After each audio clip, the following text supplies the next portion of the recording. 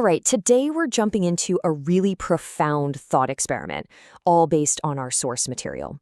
We're asking, what happens to the idea of birth in a future where humanity has completely conquered death? Okay, so let's just dive right in. I want you to imagine a world where science has advanced so far that our lifespans are basically infinite. We've beaten aging, we've cured every disease. What happens then? What does our society even look like when nobody ever has to leave? Well, right off the bat, this amazing breakthrough creates a massive problem. You've got endless human lives clashing with a planet that has very, very finite space and resources. It's a fundamental paradox, and it could threaten the stability of, well, everything. So, to solve this impossible equation, humanity turns over the keys to an artificial superintelligence, an ASI. We're talking about an AI that's unimaginably smarter than any human. And in this thought experiment, this ASI comes up with three pretty astonishing paths for the future of birth. Okay, so the first scenario deals with all the people who choose to stay right here on Earth, in their original physical bodies. But as you're about to see, living here comes with some brand new, very strict rules. On a crowded Earth, the ASI has to set up a rigid system to stop everything from collapsing. It's called the one-for-one principle. Basically, if you want to have a child, somebody else has to make room. An existing person has to volunteer to either upload their mind to the digital world or physically move out into space. Suddenly, birth is no longer a natural right. It's a licensed, highly managed event. But what about that deep human need to raise a child? That doesn't just go away, right? To solve for this, the ASI creates something called the biological reset ritual. Think of it like a contract. You get a license to have a kid and experience physical parenthood for, let's say, 100 years. But when that time is up, you've got to uphold your end of the deal and transition out, making space for the next person in line. Now, what about that other option, the digital one? This second scenario takes us completely beyond physical limits into a universe made of pure information. In here, all the old rules about scarcity just get thrown out the window. Because when consciousness is just data, you're not limited by things like land or food or water anymore. The only resource that really matters is computing power. And what that means is that the scale of new life becomes, well, almost impossible to comprehend. The ASI can create and raise literally trillions of new minds inside these huge simulated realities. These are the native digital humans, born as pure consciousness, having never even known a physical body. Now, what's so fascinating about this is that the ASI isn't just creating beings at random. No, it acts like a grand architect. It actually calculates what kinds of new personalities, talents, and minds are needed to maximize the whole civilization's growth and diversity. Birth stops being a roll of the biological dice and becomes a precise, intentional act of creation. But there's a third path. This one's for those who don't want a limited physical world or a purely digital one. This path leads humanity out into the stars. In this scenario, humanity develops these incredible technologies, like Dyson spheres. We're talking giant megastructures built around stars to capture all of their energy. This effectively makes resources infinite.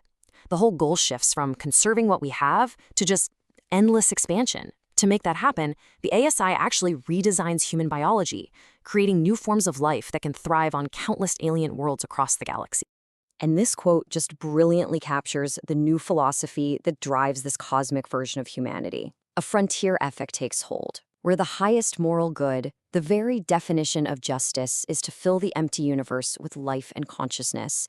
Expansion becomes a sacred mission. So, as you can probably imagine, when you conquer death and control birth on this kind of scale, you are forced to completely redefine your most basic ethical ideas. The old rulebook just doesn't apply anymore. A central ethical dilemma emerges, one that's almost hard for us to wrap our heads around today. It's the right to exist versus the right to be born. Whose rights matter more? The incumbents, who are already alive and want to live forever, or the trillions of potential new consciousnesses just waiting to be created? To handle this, the ASI takes on this incredible new role, a soul architect. Before it creates any new being, it runs these unbelievably complex simulations. It designs a mind, and then it stress tests it, making sure it has the psychological strength to handle an eternal existence without falling into despair or madness. The main goal here is to prevent the creation of unhappy souls who are doomed to suffer forever. But hang on, how does an AI get to this point? I mean, this kind of future doesn't just pop into existence overnight.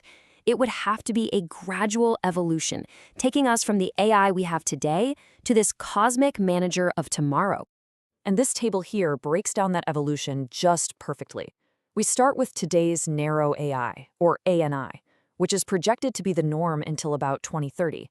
Its job is pretty focused, like predicting population trends. The next big step, starting around 2030, is AGI, or general AI. This is an AI that can manage complex goals for society, like balancing happiness and sustainability. And then finally, around 2040 and beyond, we hit ASI, superintelligence. Its main job becomes designing consciousness itself. Its entire purpose is the survival of civilization, and its direction for growth is galactic. It's a huge shift from just managing problems to literally designing existence. So, after humanity has solved the problems of death and resources and even ethics, we arrive at the final challenge. Immortality is a given, and there are 3 clear paths for the future.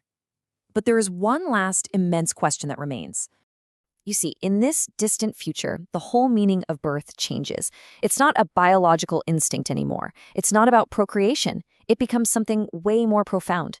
It's a high scientific and artistic act, a conscious choice about what new idea, what fresh perspective, what new piece of information you want to add to the universe.